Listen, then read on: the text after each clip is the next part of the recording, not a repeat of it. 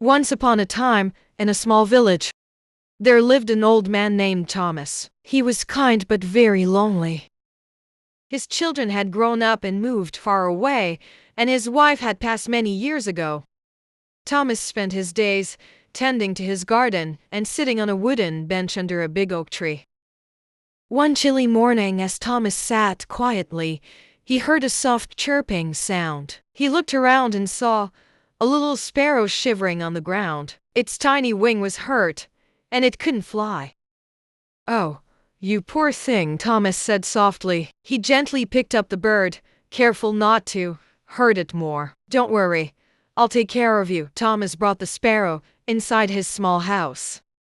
He wrapped it in a soft cloth to keep it warm and gave it some water and crumbs of bread. Day by day, the sparrow grew stronger.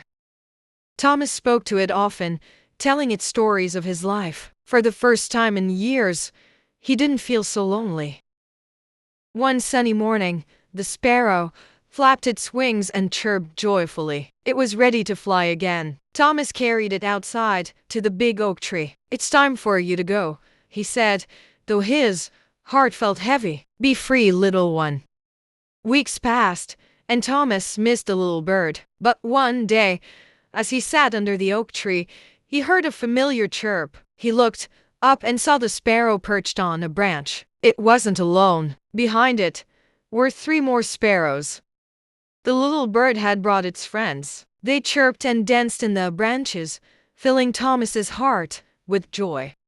From that day on, the sparrows visited him every morning. They reminded him that kindness, no matter how small, always comes back in beautiful ways, and Thomas was never lonely again.